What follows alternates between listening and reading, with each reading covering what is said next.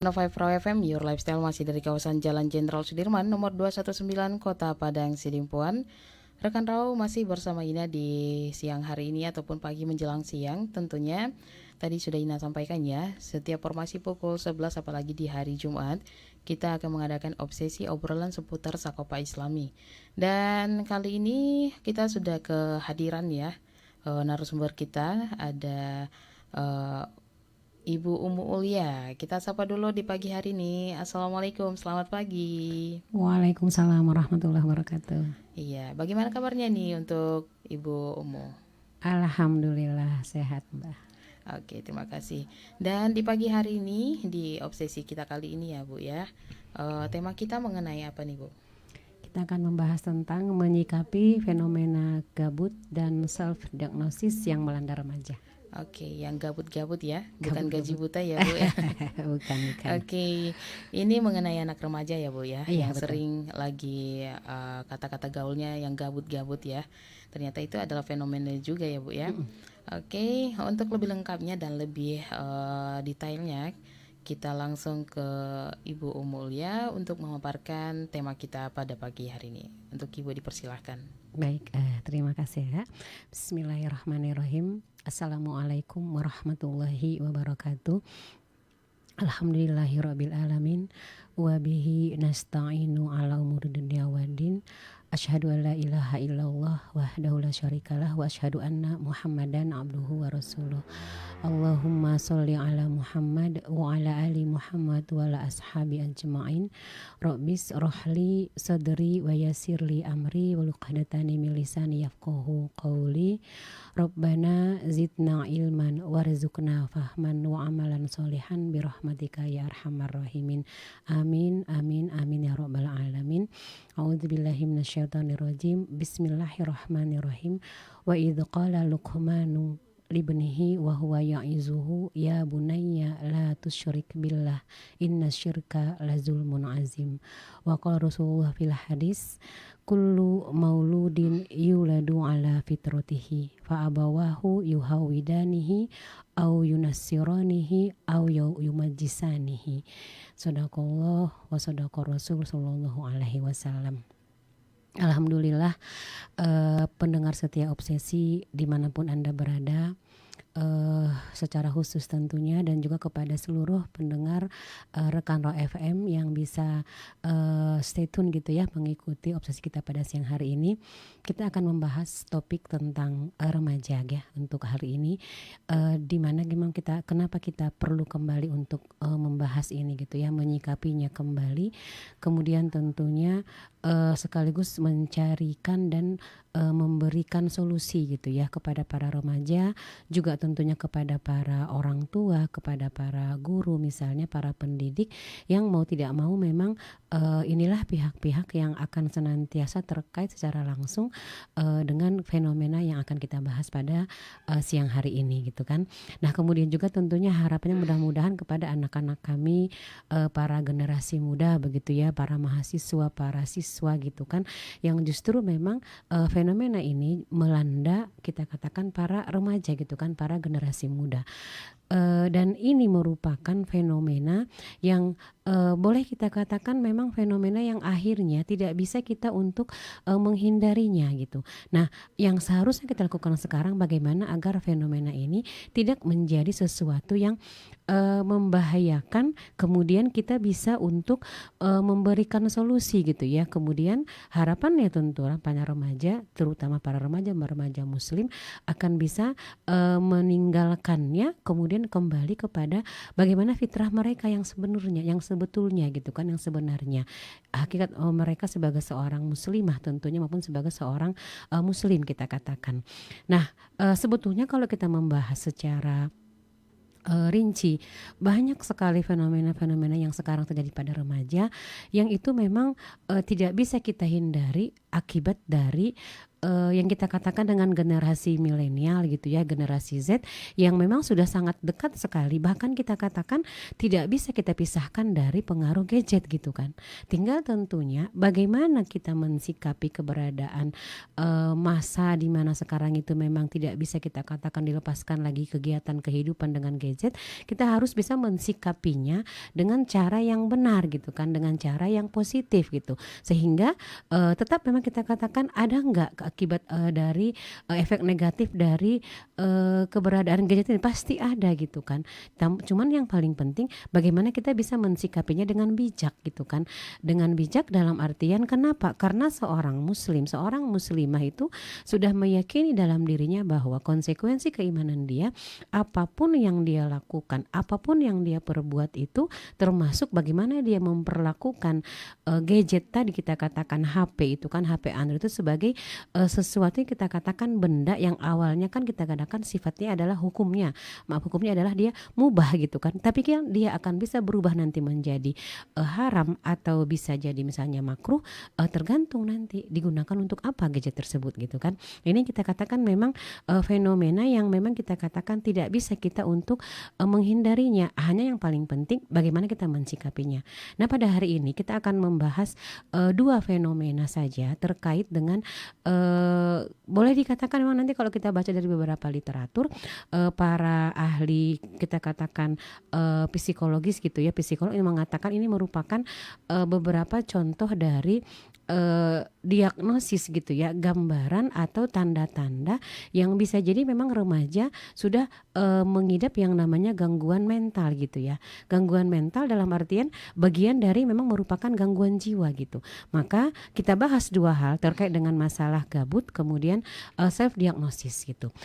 Sementara kalau kita nanti membahas lebih banyak lagi, banyak yang dulu sebelum ini misalnya kan ramai juga dibicarakan para remaja dengan aktivitas yang kita katakan bagian dari seksual gitu ya, free sex itu kan dengan adanya virtual date, kemudian kan bagaimana mereka dikatakan bertemu di Dumai gitu kan, itu semuanya kita katakan hal-hal yang memang melanda para remaja yang khususnya memang terkait dengan masalah terkait dengan yang mereka mengatakan kan ya enggak apa-apa kalau kami ngedate-nya itu kan virtual, jadi kan enggak berdosa. Itu kan perlu dibahas juga, itu memangnya kalau dia secara virtual jadi tidak berdosa gitu kan jarak jauh, tidak ketemu langsung, itu sudah juga banyak dibahas gitu. Jadi ini sebetulnya hanya bagian kecil dari fenomena-fenomena dalam dunia remaja yang kita lihat sekarang itu semakin semakin parah akibatnya gitu.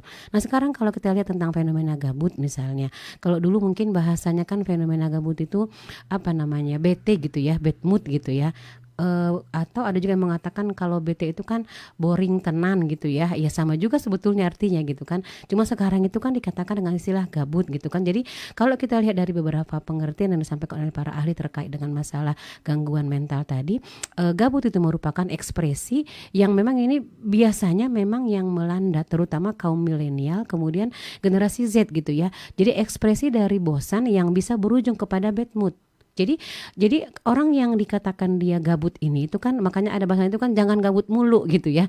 Karena kalau dia gabutnya sesekali sih enggak apa-apa gitu kan. Jadi ekspresi dari kebosanan kemudian jadi namanya bad mood, malas melakukan apapun gitu kan. Jadi dia bingung ingin melakukan apa, atau memang jadi kelihatannya dia malas dan memang dia jadinya akhirnya jadi malas gitu kan. Nah, ini kan kalau kita lihat satu kondisi seseorang yang dia bingung untuk melakukan apapun kemudian dia terlihat jadi malas, kalau dia memang terjadi sesekali itu kondisi yang fitrah alami gitu ya. Misalnya kan kalau mahasiswa yang baru habis ujian di kampus, lagi habis UAS, lagi habis UTS itu kan karena otaknya diforsir mengerjakan ujian gitu kan, mengerjakan tugas-tugas di kampus ataupun di sekolah. Kalau para siswa itu kan ada kondisi di mana kan otaknya itu jenuh gitu ya. Jadi memang betul-betul malas mengerjakan apapun. Tapi kan tentunya itu kan terjadi hanya karena kondisi yang sebelumnya tadi. Dan tentunya itu akan bisa berangsur-angsur kan akan pulih kembali, kemudian dia akan kembali beraktivitas. Yang jadi masalah kalau gabutnya itu memang dia mendadak munculnya, kemudian dia terjadi berulang kali gitu kan. Ini yang harus kita waspadai. Jadi kalau misalnya terjadi gabutnya itu bolak-balik, gabut mulu gitu ya, maka berarti ada sesuatu yang kita harus waspadai dan harus perbaiki dari sisi di mana seseorang itu kan para remaja misalnya belum bisa menata perasaannya itu dengan baik gitu kan, belum bisa menata perasaannya, kemudian akhirnya berpengaruh kepada ekspresinya. Kemudian karena bagaimana mereka bisa mengelola perasaannya itu kan belum dengan menggunakan panduan yang jelas gitu kan, dengan menggunakan hati kemudian didasari oleh pemikiran. Nah, itu yang kita katakan kalau gabut yang seperti itu yang dia berulang akan mengakibatkan memang ya berakibat menjadi negatif gitu kan kepada para generasi-generasi yang kita katakan para milenial maupun generasi Z, yang seharusnya itu adalah generasi-generasi yang mereka berada pada masa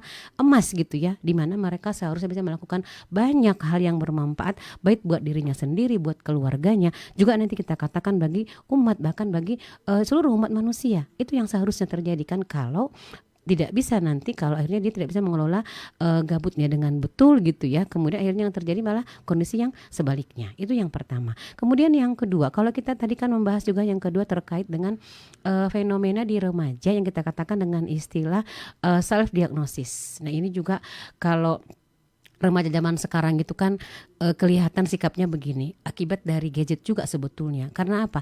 Karena remaja itu sekarang itu kan sangat lengket dengan gadget. Mungkin kalau kita ngadain survei riset gitu ya, kapanlah remaja nggak megang gadget? Paling sekarang kadang juga yang ke kamar mandi pun udah pegang gadget juga gitu kan. Jadi ke kamar mandi pegang gadget ngapain gitu kan. Kemudian paling mungkin sholat ya alhamdulillah kalau ingatnya sholat, berarti kan selama sholat dia lepas dari gadget gitu kan. Kemudian kalau di luar itu boleh dikatakan pasti akan selalu megang gadget, sehingga bisa kita katakan satu hal yang akan kita khawatirkan kalau misalnya nanti ini terlangsung terus menerus dan tidak ada yang mengingatkan mereka, nggak ada yang menguatkan mereka, lama-lama nanti mereka menjadi orang-orang yang memang pribadi mereka dibentuk oleh gadget gitu. Jadi apapun yang mereka baca, apa yang mereka tonton, apa yang mereka lihat di gadget itu yang membentuk apa yang ada pada diri mereka. Maka dikatakan, jadi kalau yang namanya self diagnosis ini akibatnya apa? Ini merupakan proses di mana para remaja itu mereka mendiagnosis sendiri terkait dengan kesehatan mentalnya dengan hanya mendasari kepada apa yang dia baca, apa yang dia tonton, yang dia dengar itu di gadget itu. Ini kan dulu ramai dibicarakan pada waktu kalau nggak salah sekitar tahun 2000 akhir 2019 ya, adanya film Joker itu ya. Itu kan sempat virtual viral sekali itu. Dan disitulah mulai muncul ternyata banyak yang pro kontra dengan film itu karena itu menggambarkan seseorang tokoh yang sangat dia punya gangguan mental kita katakan, kemudian bahkan tergambar dia seorang yang psikopat gitu ya. Makanya dulu kan sempat ada kasus seorang remaja yang dia membunuh tetangganya itu ya, yang anak kecil itu kan dia bunuh dengan dia memang mencontoh apa yang dia lihat di film-film itu gitu kan. Itu kan bisa berbahaya sekali. Atau kemudian nanti banyak remaja mengatakan, sangat mudah dia mengatakan aku depresi nih gitu ya. Kalau kita mendengarkan sebagai orang tua nih, misalnya ibu nih sebagai orang tua, anak kita ngomong aku depresi itu warning yang cukup mengagetkan gitu kan bagi orang tua. Padahal bisa jadi kan karena tadi dia self-nya, dia kan berarti kan mendiagnosis sendiri tanpa dia mencoba untuk sharing kepada orang lain, bahkan sharing kepada yang punya ilmu tentang bagaimana kita katakan kesehatan jiwa, kesehatan mental, dia menyimpulkan sendiri seperti yang dia lihat di film itu, kemudian yang dia tonton mungkin di tayangan-tayangan yang lain. Dia menyimpulkan berarti apa yang ada pada yang saya tonton ada pada diri saya nih sekarang. Berarti aku sekarang itu depresi gitu kan. Atau misalnya sangat mudah mengatakan aku itu trauma, kemudian apalagi fobia, ngelihat cicak misalnya gitu kan, ngelihat sesuatu yang dia menjijikkan, kecoa gitu kan. Padahal sebenarnya dia hanya terpengaruh dari self diagnosisnya itu. Jadi dia mengatakan aku trauma, aku fobia yang seperti itu. Nah bahkan nanti orang-orang yang seperti ini, remaja yang seperti ini, karena tadi dia sudah dilanda oleh gabut, kemudian dia juga sudah menyimpulkan dia dengan self diagnosis itu dia itu kondisi yang dia lagi depresi. Nah nanti kalau misalnya dia kan sebetulnya kan jadi malas ngapa-ngapain, disuruhlah sama orang tuanya misalnya, Kak, Bang, tolong dulu bantu Mama ngerjain ini. Terus dia akan kasih status di Facebooknya misalnya atau di Instagramnya, keluargaku broken home gitu ya. Sebetulnya karena dia itu tidak bisa mensikapi dengan betul gitu ya dengan kondisi dia yang dia katakan dia menjudge dia itu dikatakan dia depresi, kemudian dia lagi gabut juga gitu kan, lagi malas mengerjakan apa-apa, kemudian disuruh sama orang tuanya. Jadi kan dia tidak bisa mengelola perasaannya, dia bikinlah status karena kan tadi kan nggak bisa lepas dari HP, kemudian dia bikinlah status itu kalau keluarganya itu keluarga yang lagi broken home gitu kan, padahal hanya karena disuruh untuk membantu orang tuanya gitu kan. Nah ini kan juga nanti bisa jadi modus juga sebetulnya karena dia males gitu kan, males, tapi kalau itu dibiarkan itu nanti sangat mengkhawatirkan gitu, sangat membahayakan karena kalau udah itu berlangsung secara dengan kondisi yang dia sangat lama, nantinya lama-lama betul-betul memang depresi gitu kan. Kemudian tambah lagi sekarang seolah-olah ada suatu kondisi di mana dilegalkan, artinya biasa nanti remaja mengatakan itu dengan pembahasan tentang insecure gitu ya. Sebetulnya kan depresi itu kan nanti awalnya kan dari kecemasan. Bagaimana dia mengelola kecemasan dia itu? Kalau yang dia tidak bisa mengelola dengan baik, memang nanti lama-lama menjadi seseorang yang jadi dia betul-betul memang nggak akan mengerjakan apa-apa gitu kan. Nah, padahal nanti kalau kita bahas bagaimana sih tentang kecemasan itu dalam Islam gitu kan, bagaimana dia seharusnya mengelola itu. Kalau ada rasa takut, ada rasa khawatir itu kan itu alami, itu fitrah.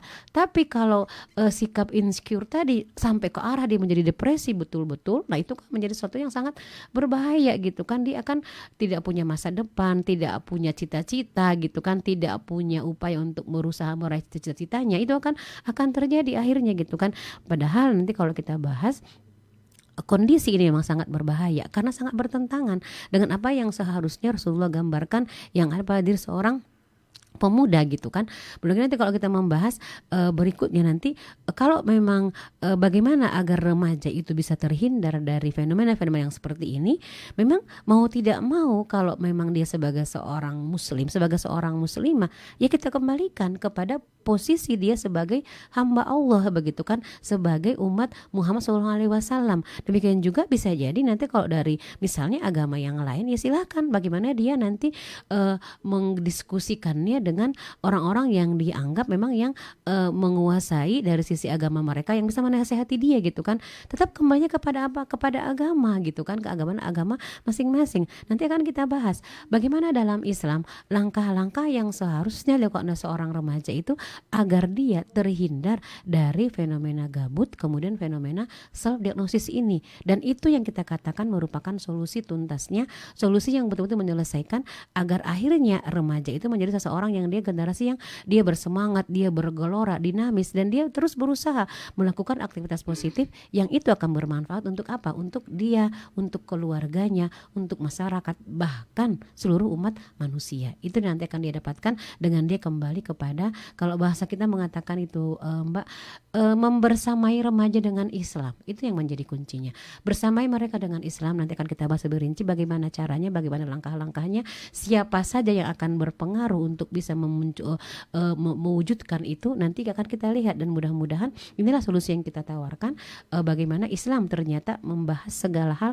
termasuk masalah fenomena yang dihadapi oleh para remaja-remaja kita sampai dengan hari ini. Demikian Kak. Oke, terima kasih untuk Ibu Umu sudah membahas mengenai kegabutan ya yang melanda remaja masa kini. Dan sepertinya kita akan lanjutkan setelah pariwara berikut ini. Jadi jangan kemana-mana, tetap di 105 Raw FM, Your Lifestyle. 105 Raw FM, Your Lifestyle masih dari kawasan Jalan Jenderal Sudirman nomor 219 Kota Padang Sidimpuan. Rekan Raw masih bersama Ina dan Ibu Umu Ulia di pagi menjelang siang ini. Dan masih tentang menyikapi fenomena gabut dan self diagnosis yang melanda remaja tentunya. Oke, tadi kita sudah membahas ya tentang apa saja yang lagi terjadi dengan remaja masa kini ya, yang sangat gimana ya, masa kini sekarang sangat mengkhawatirkan, mengkhawatirkan gitu ya. Apalagi gadget sudah, bahkan anak bayi saja sudah diperkenalkan Itu dengan dia. gadget. Betul betul. Untuk menidurkan saja harus pakai gadget. Iya. Makan pakai gadget Iya, ya. semuanya harus pakai gadget. Jadi ini untuk sesi kedua ya. Ina selalu ingatkan untuk rekan-rekan semuanya, kalau ada yang ingin bertanya silahkan langsung melalui WhatsApp kita di 0822 9999 6105 atau boleh langsung gabung melalui live Facebook kita di @rawfm Padang Sidimpuan. Dan tadi sudah dibahas di sesi pertama dan sekarang kita membahas mengenai langkah-langkahnya ya Bu. Ya, bagaimana mensikapinya? Iya, bagaimana menyikapinya kalau terjadi hal tersebut di sekitar kita. Baiklah, untuk Ibu Umu dipersilahkan. Ya, baik, terima kasih Kak Ina.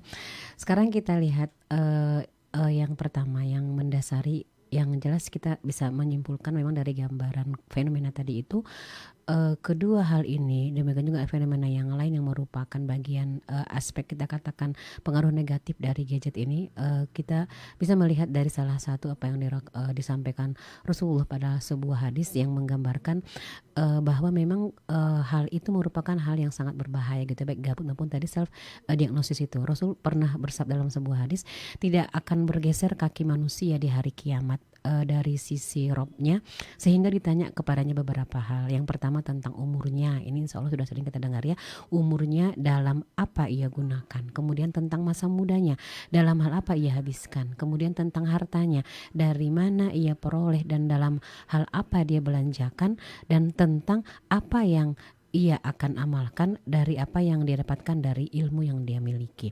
Nah, berarti artinya kalau tadi kita katakan fenomena tadi itu kan otomatis kan terkait dengan bagaimana amal seorang remaja itu, dan harus dia kembalikan bahwa amal dia itu, amal kita katakan sebagai seorang muslimah, sebagai seorang muslim itu harus dipertanggungjawabkan, termasuk digambarkan di hadis tadi itu kan terkait dengan umur maupun masa muda gitu kan. Masa muda itu merupakan masa yang kita katakan yang itu yang sekarang sedang melanda para remaja kita gitu. Jadi akhirnya memang dari kondisi yang kita katakan seperti yang dari sekarang itu memang mau tidak mau karena ini memang sesuatu yang sangat berbahaya gitu ya, dua hal yang sangat berbahaya kepada remaja, maka harusnya para remaja itu memang harus melakukan langkah-langkah berikut gitu ya, agar mereka tidak terjebak, tidak terperangkap dengan menjudge kalau mereka itu, saya itu depresi. Kalau sekarang itu kan remaja itu kan gampang sekali dikatakan juga dengan generasi alay gitu ya, Kak Ina ya. Alay itu kan berarti sangat mudah mendramatisasi sesuatu kondisi gitu ya. Karena belum tentu padahal apa yang dia lihat dengan yang dia tonton itu kan benar nggak itu ada melanda dirinya. Dia akan sangat mudah mengatakan itu gitu kan. Bahkan terkadang sengaja didramatisasi, dibuat lebih diperparah gitu kan. Padahal nanti kalau dia sudah salah mengatakan bahwa dia itu sudah terkena gangguan mental tadi, otomatis kalau itu ada kesalahan, nanti otomatis akan salah dalam penanganannya. Nah itu yang akan sangat berbahaya nanti berikutnya gitu kan. Maka untuk bisa menghindari hal tersebut, kita kembalikan lagi yang pertama bahwa solusi tuntas menyelesaikan untuk bagaimana dalam rangka mensikapi beberapa hal-hal yang terkait dengan para remaja ini kita katakan tadi yang merupakan bagian dari gambaran dari mengalami tanda kutip kata-katakan gangguan mental, maka langkah-langkah apa harus kita lakukan? Yang pertama, karena bagaimanapun seperti yang digambarkan tadi di awal, obsesi, manusia itu kan sebetulnya pada fitrahnya itu kan semua yang dilahirkan itu kan fitrahnya itu dikatakan artinya kalau dibahas oleh para ulama, artinya memang dia berdasarkan kepada dia sebagai seorang muslim gitu kan, karena diperkuat juga oleh ayat dikatakan dalam Quran Surat Ar-Rum ayat yang ke-30 bahwa memang kita diperintahkan Allah untuk senantiasa tetap ada pada fitrah itu. Fitrah itu maksudnya apa? Ahli tafsir mengatakan tetap ada pada Islam gitu kan. Maka langkah pertama yang harus dilakukan seorang remaja muslim adalah bagaimana dia harus terbina dengan Islam. Kenapa? Karena memang seorang remaja itu kan adanya dia di atas dunia ini, adanya dia di atas bumi ini itu kan tentunya nggak bisa dilepaskan dari apa? Adanya yang hubungan yang kita katakan hubungan penciptaan, silatul kholqi gitu kan, hubungan penciptaan. Maka tentunya karena seorang remaja muslim merupakan bagian dari kita katakan dia merupakan makhluk dari sang pencipta, maka dia memang harus dibina dengan Islam karena fitrahnya adalah dia sebagai seorang muslim, sebagai seorang muslimah.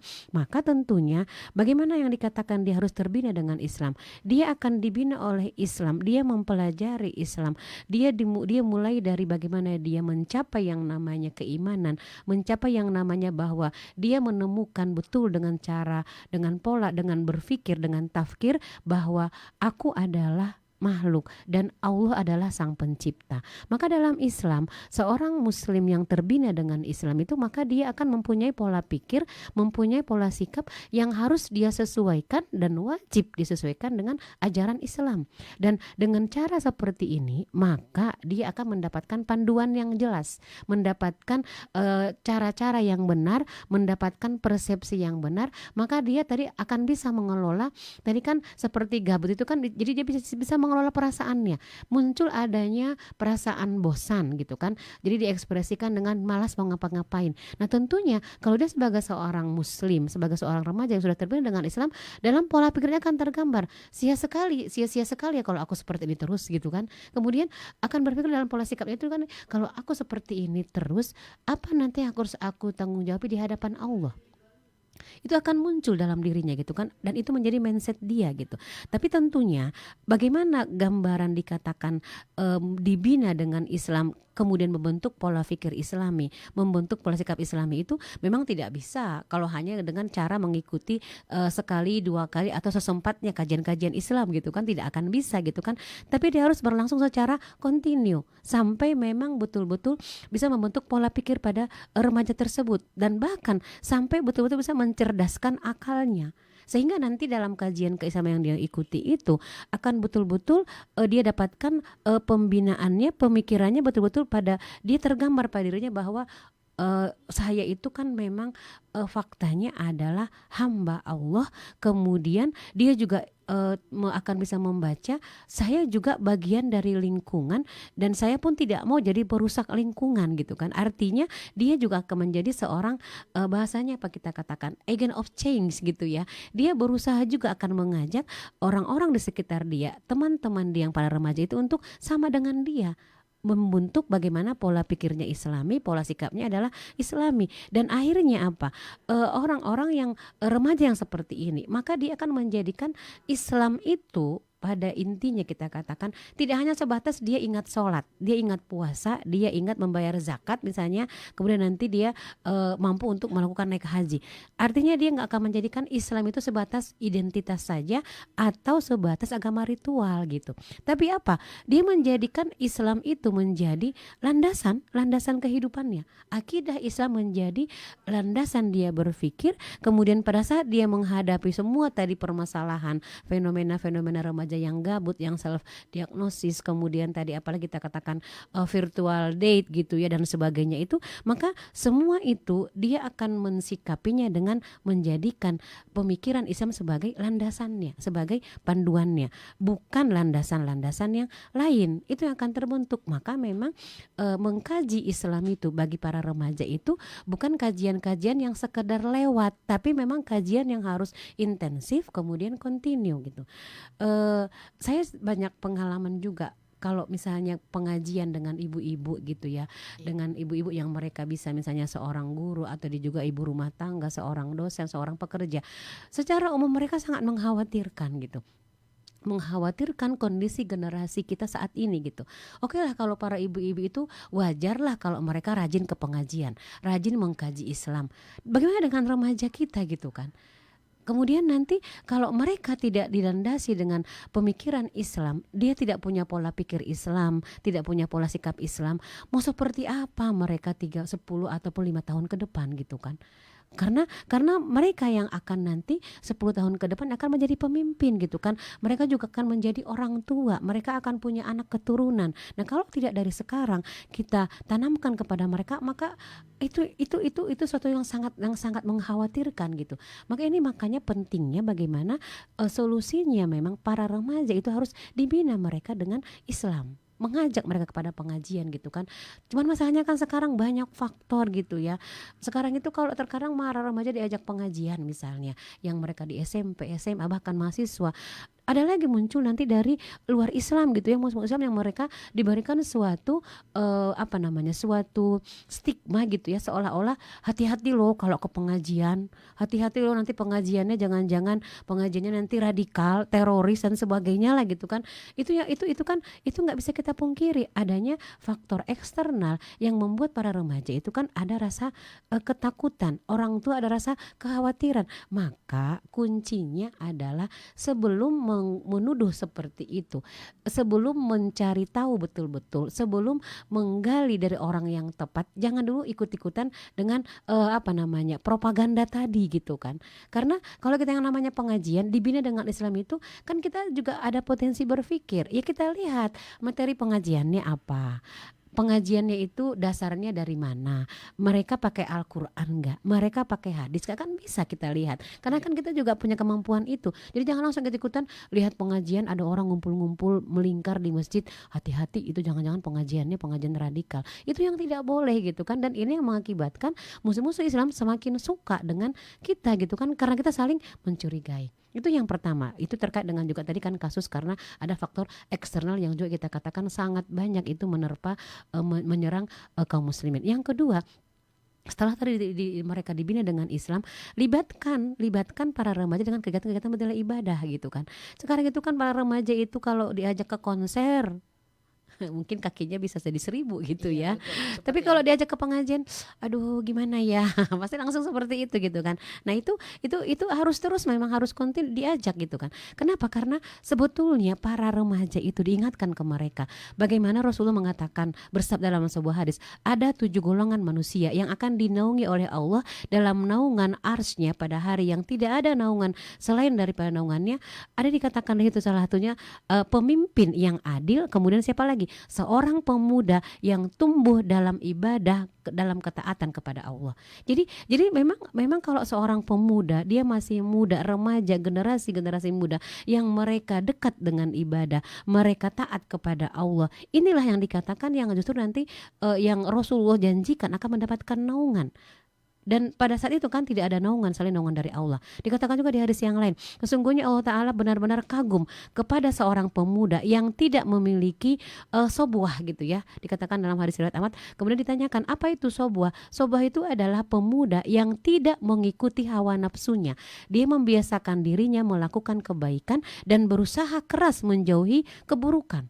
Makanya kalau seorang pemuda yang dia memang betul-betul dekat dengan Tuhannya, dekat dengan Allah, dia dekat dengan kegiatan-kegiatan kajian-kajian keislaman, dia bisa mengekang hawa nafsunya, terhindar dari fenomena tadi. Itulah yang kita katakan yang soboha tadi. Dan Allah menyatakan memang benar-benar kagum, memuji pemuda yang seperti itu. Maka bagaimana orang yang seperti itu, generasi seperti itu dikatakan generasi yang itu kan tidak akan terbentuk secara tiba-tiba. Makanya dia harus membina diri dia dengan Islam, kemudian dekatkan diri dengan kajian-kajian kita katakan dengan kegiatan-kegiatan yang meningkatkan kedekatan kepada Allah. Makanya mencari teman pun cari teman yang teman kita itu semakin mendekatkan diri kita kepada Allah gitu kan. Kalau temannya itu hanya mengajak kepada hidup foya-foya, enjoy aja, nikmati saja hidup ini dan sebagainya gitu kan. Itu tanda tanya itu kalau teman kita seperti itu. Bahkan dia pun gak pernah mengingatkan kita misalnya ayo kita sholat dan seterusnya gitu kan.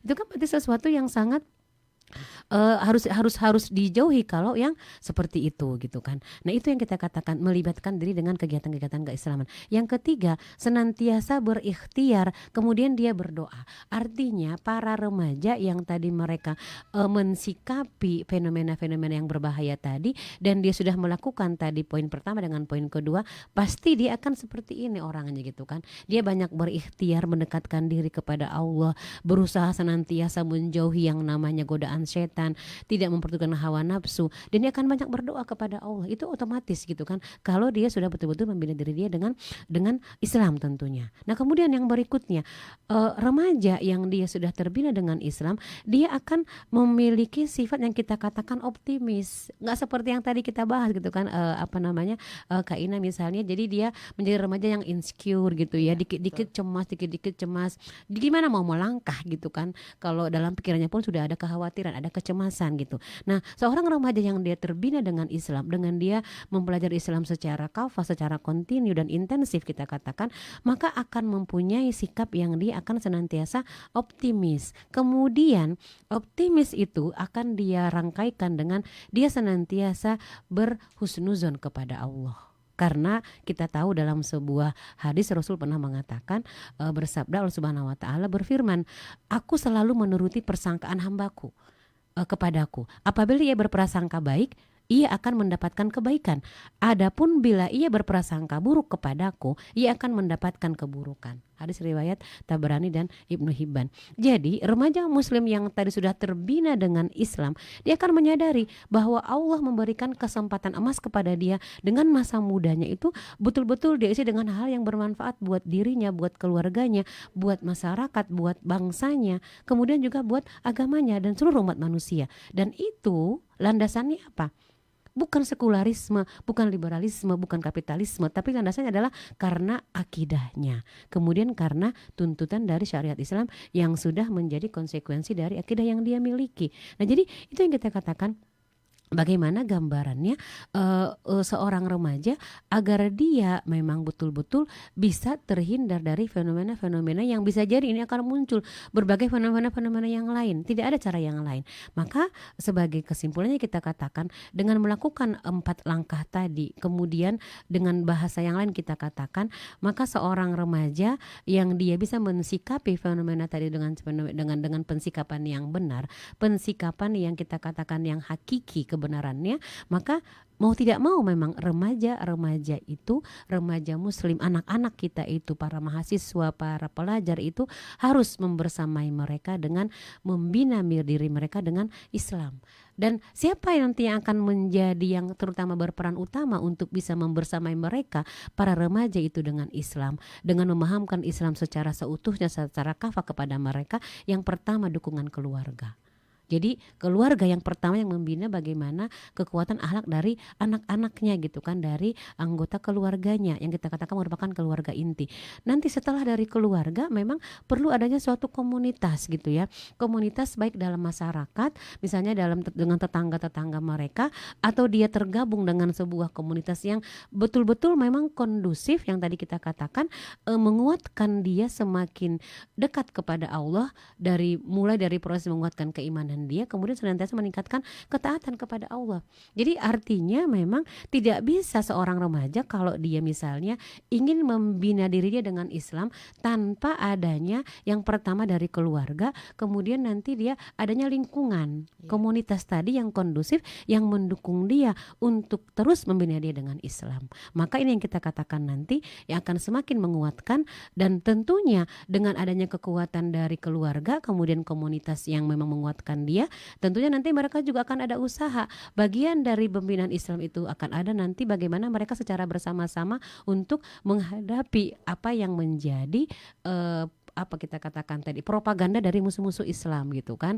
Dengan cara bagaimana? Karena dia punya komunitas, dia punya kita katakan jamaah, punya kelompok dakwah misalnya, maka mereka juga akan terus ikut untuk bagaimana mereka bisa untuk membentengi diri mereka, kemudian bisa menjelaskan bagaimana jahatnya propaganda dari luar Islam itu yang ingin menghancurkan Islam dan generasi-generasi kaum muslimin. Nah, ini yang kita katakan, maka tentunya perlu ada dalam Islam itu kan nanti mereka juga ada yang kita katakan bagaimana para remaja, para pemuda, mereka juga dengan kelompok-kelompok mereka dalam dakwah, komunitas-komunitas ketaatan mereka kepada Allah itu, mereka ada muhasabah mereka kepada penguasa, lil hukam gitu ya, bagaimana mereka nanti muhasabah mengingatkan, mengkritiknya bukan mengkritik personilnya, tapi mengkritik kebijakan-kebijakan para penguasa itu, yang nanti kalau kebijakan itu malah mengakibatkan semakin rusaknya para remaja sebagai teman-teman mereka gitu kan, atau secara keseluruhan kaum muslimin.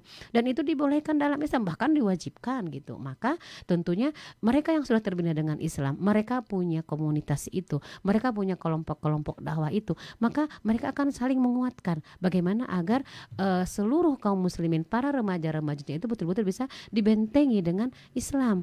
Dan mustahil kalau para remaja itu aku bisa bangkit sendiri, nggak akan bisa gitu kan.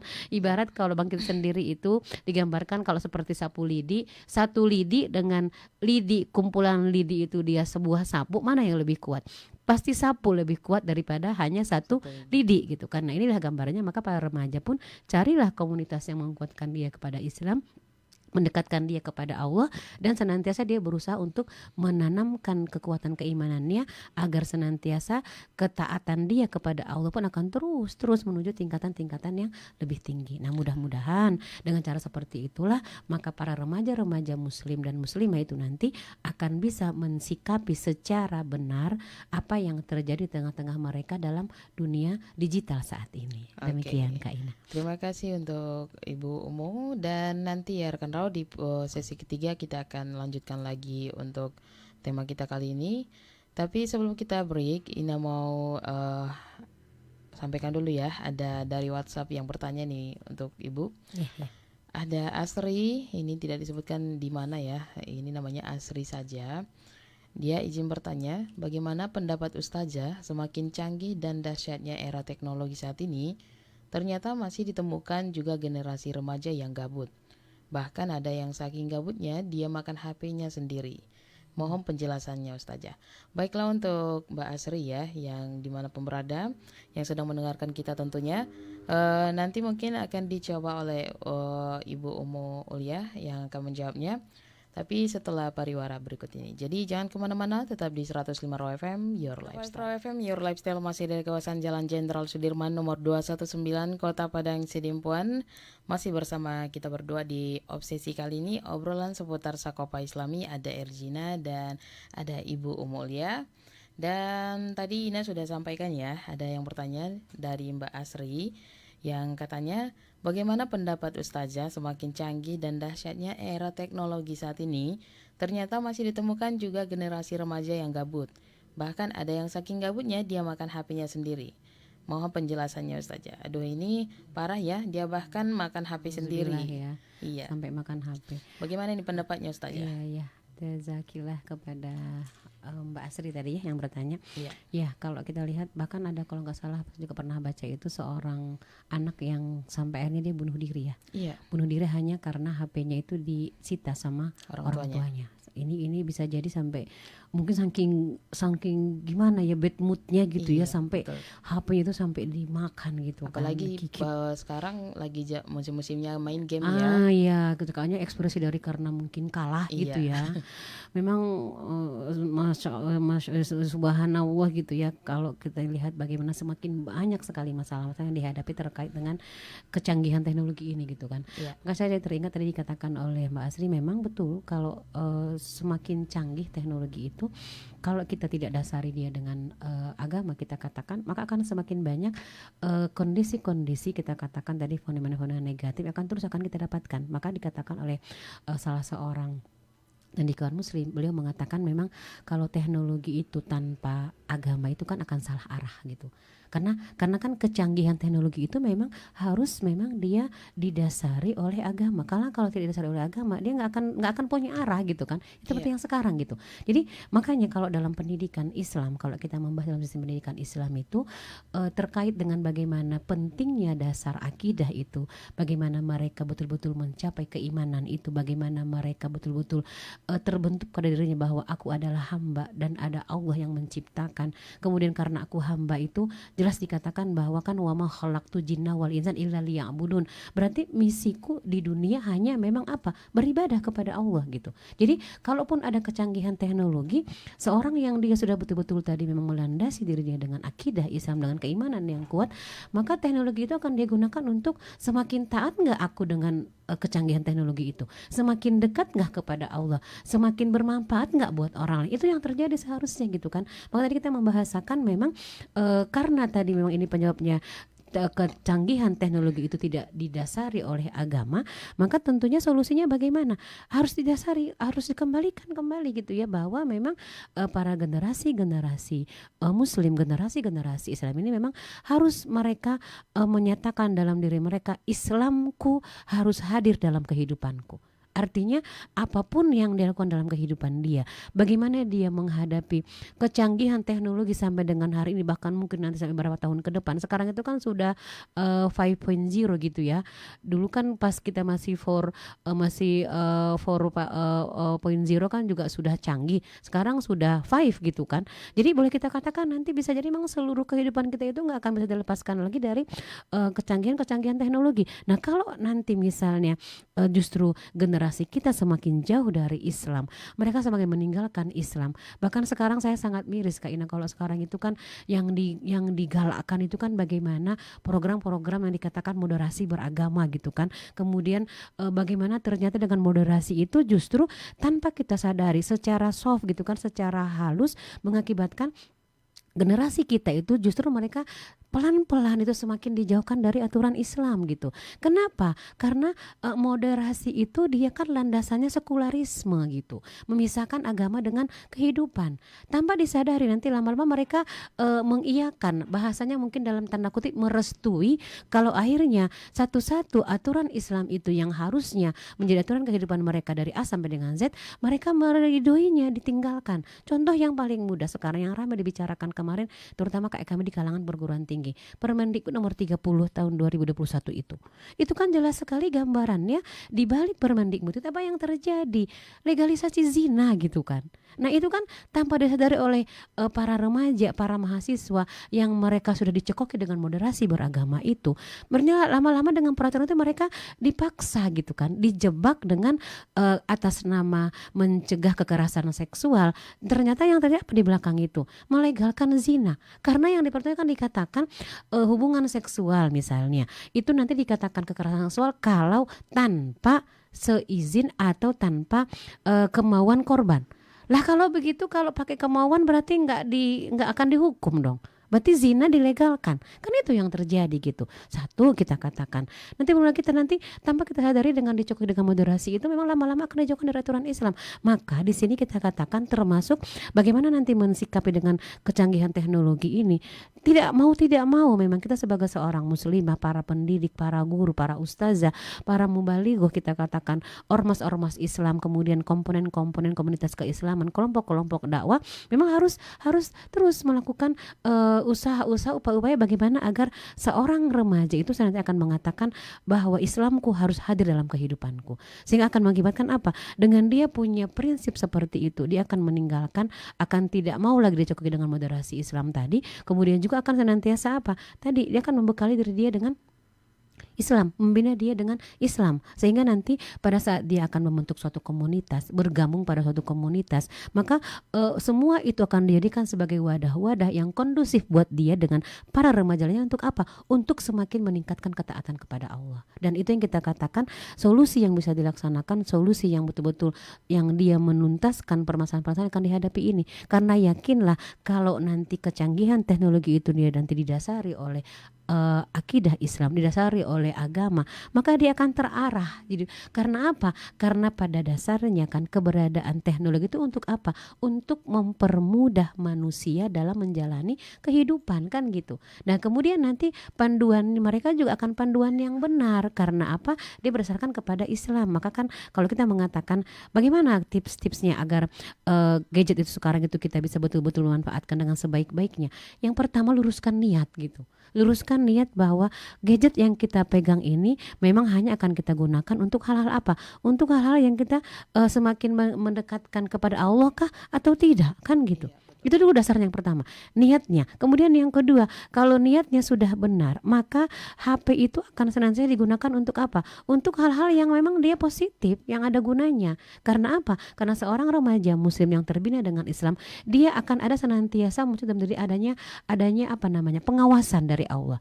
Adanya pengawasan, ada pertanggungjawaban. Kalau HP ini aku gunakan untuk hal-hal yang justru dia hal-hal yang kita katakan negatif, bahkan bertentangan dengan Islam, nah hati-hati gitu kan. Nah itu akan muncul pada diri dia, akan mensikapi HP dengan betul. Kemudian adanya fenomena-fenomena yang digambarkan di HP tentang tadi dia tentang depresi, insecure dan sebagainya. Tadi kemudian munculnya fenomena remaja alay dan sebagainya. Maka dia akan bisa mensikapi karena dia tadi udah punya komunitas, kelas, punya wadah yang kondusif untuk membina dia dengan Islam, dia akan bertanya kepada orang-orang yang memang ahli di bidang itu, kemudian dia mendiskusikannya. Saya dapat nonton seperti ini loh, seorang remaja gini, kok kayaknya saya ada ciri-ciri itu ya. Nah, dia kan akan mendiskusikan dengan orang yang tepat gitu kan. Orang itu akan memberikan solusi buat dia. Ya enggak juga lah, masa kayak gitu aja dikatakan kamu jadi dikatakan generasi yang kita katakan generasi yang depresi, kan enggak juga. Maka dia akan mencari informasi yang lain yang bisa dia untuk menguatkan atau bahkan mungkin meninggalkan yang ditonton itu kan. Kemudian nanti yang terakhir bagaimana? Maka dia akan senantiasa berusaha apapun yang terkait dengan yang dia lihat di gadgetnya, kemudian bagaimana dia mensikapinya, karena sudah punya tadi self management yang tepat gitu kan, karena dia dibina oleh Islam, maka dia akan bisa mensikapi hal-hal yang tadi itu yang dia tonton itu dengan apa? Maka dia tidak akan lagi dengan mudah terikut dengan self diagnosis tadi gitu kan. Bahkan tadi kalaupun ada gabut misalnya, nggak gabut mulu gitu kan, artinya nggak gabut lagi, sesekali wajar gitu kan. Namanya manusia itu kan alami, ada kondisi seperti itu, tapi tidak berulang. Karena apa? Karena dengan dibina oleh Islam, maka dia sudah bisa mempunyai manajemen perasaan gitu kan, pengelolaan perasaan yang sudah benar. Karena apa? Karena landasannya adalah akidah Islam yang sudah dia tancapkan secara kuat di dalam dirinya. Itu yang menjadi solusi dari pertanyaan dari Mbak Asri tadi. Walau alam bisawab. Terima kasih untuk Ustazah Umu sudah menjawab ya pertanyaan dari Mbak Asri. Semoga pertanyaannya sudah jawabannya sudah sesuai ya yang diharapkan oleh untuk Mbak Asri. Baik, mungkin sekarang kita sudah masuk nih udah lewat ya. Sudah lewat ya. Sudah di jam 12:04 menit. Iya, Mungkin betul. kita ke closing dulu ya untuk baik. Ustazah dipersilakan. Ya, baik, terima kasih Kak Inah. Jadi kesimpulannya dari yang kita bahas pada siang hari ini itu kan bagaimana tadi mensikapi fenomena gabut dan self diagnosis itu memang yang pertama sekali seorang remaja memang harus kembali kepada identitas diri dia secara hakikatnya, bahwa dia adalah sebagai seorang muslim, sebagai seorang muslimah.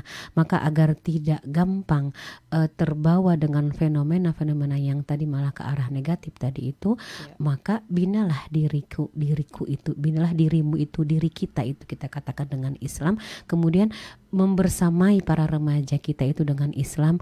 Kemudian bagaimana mereka mempunyai komunitas, mempunyai kita katakan kelompok-kelompok, atau kita katakan jamaah-jamaah yang kita katakan dengan bahasa dalam Islam, kita katakan misalnya di mana semua komunitas tadi itu mereka jadikan sebagai wadah mereka yang kondusif gitu kan, yang mendukung mereka untuk senantiasa terus menguatkan, memupuk keimanannya, sehingga nanti akan senantiasa mereka bertemu, mereka berkumpul gitu kan, mulai dari tadi kita katakan keluarga dengan orang-orang yang senantiasa saling mengingatkan untuk semakin meningkatkan ketaatan kepada Allah.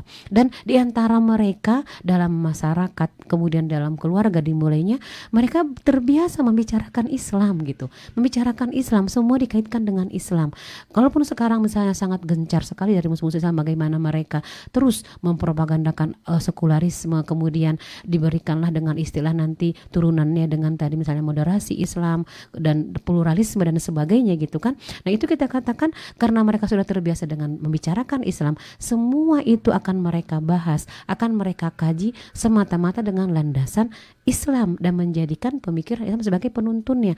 Nah mudah-mudahan dengan cara seperti ini akan bisa kita capai yang tadi dikatakan, bahwa kecanggihan teknologi itu sesuatu yang tidak bisa kita hindari, tetapi jadikanlah teknologi itu dengan landasan agama, dengan landasan Islam, agar teknologi yang kita dapatkan itu, yang kita arah itu dia terarah.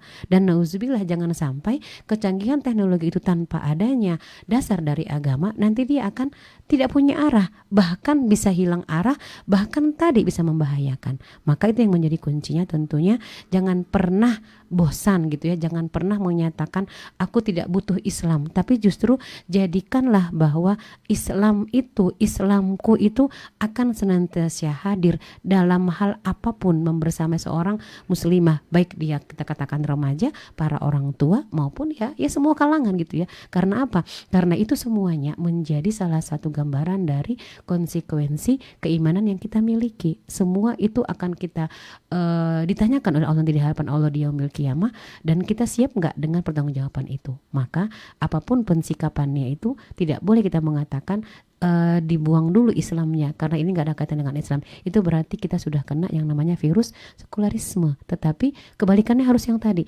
bahwa Islamku akan hadir dalam setiap aspek kehidupanku. Itu yang menjadi prinsip seorang remaja muslim dan seluruh muslim dan muslimah secara keseluruhan. Wallahu a'lam bishawab. Demikian Kak Ina.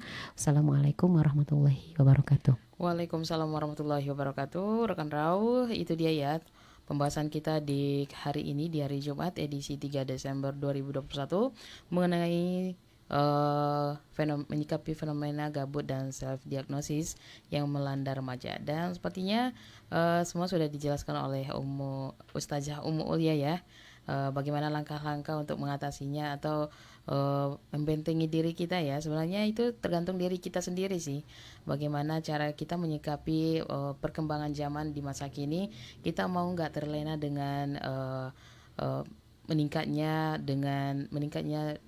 Hal negatif tadi ya, hal negatif negatif tersebut itu. pada diri kita, atau kita bisa membatasinya. Itu tergantung diri kita sendiri. Baiklah, tadi Ustazah sudah menjelaskan semuanya. Dan sepertinya Ina juga harus undur diri ya, karena waktunya sudah melewati ya. Baiklah, mungkin minggu depan kita bisa lanjut lagi dengan tema yang baru, ataupun dengan narasumber yang lain lagi yang memberikan info dan ilmu yang sangat bermanfaat untuk kita semuanya. Jadi akhir kata dari Ina, wassalamualaikum warahmatullahi wabarakatuh.